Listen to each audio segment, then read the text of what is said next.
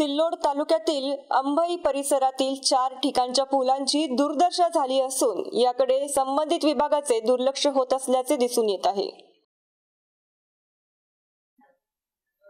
सिल्लोड तालुक्यातील अंभई परिसरातील मुर्डेश्वर देवस्थानाकडे जाताना केळगाव गावाजवळ नदीवर असलेल्या पुलाची उंची अत्यंत कमी असल्याने थोडाफारही पाऊस पडला की लगेच पुलावरून पाणी वाहण्यास सुरुवात होते। वाहनांच्या मोठ्या रांगा लागून गावाचा संपर्क तुटतो। अंभई नाणेगाव अंभई घटांबरी पुलावरून मोठे मोठे खड्डे पडले असून वाहने आदळून वाहन चालक किरकोळ जखमी होत आहेत। बोसगाव सासूरवाडा केळणा नदीवरील पुलाची उंची अत्यंत कमी आहे। या पुलावरून दररोज मोठ्या प्रमाणावर वाहनाची वर्दळ असते, परंतु मागच्या महिन्यात झालेल्या अतिवृष्टीने शेतात पावसाचे पाणी शिरल्याने पिके मुळासकट उकडून पाण्यात वाहून गेले। केळणा नदीला महापूर आला होता। या महापुराने केळगाव पिंपळगाव घाट रेलगाव बोसगाव सासूरवाडा आणि अन्य पूल पाण्याखाली गेले होते। पूल पाण्याखाली गेल्याने 12 तास रहदारी बंद होती। फरदापूरहून हट्टी मार्गे जळकी घाटला विटा घेऊन जाणारा टाटा टेम्पो 14 ऑक्टोबर सकाळी 9:30 वाजता सासूरवाडा केळणा नदीवरील पुलावर मोठी दुर्घटना टळली। टाटा टेम्पो पुढील दोन्ही टायर जमिनीपासून 20 फूट उंच गेले होते, परंतु चालकाच्या प्रसंगावधानाने जीवितहानी टळली। येणाऱ्या पावसाळ्यापर्यंत वरील 4 ठिकाणच्या कमी उंचीच्या पुलांची नवीन बांधणी उंची वाढवावी अशी मागणी कित्येक वर्षांपासून आहे, परंतु संबंधित विभाग जाणून बुजून दुर्लक्ष करत असल्याचे संतापजनक प्रतिक्रिया उमटत आहेत। अनिस बेग, MCN न्यूज, अंभई, सिल्लोड।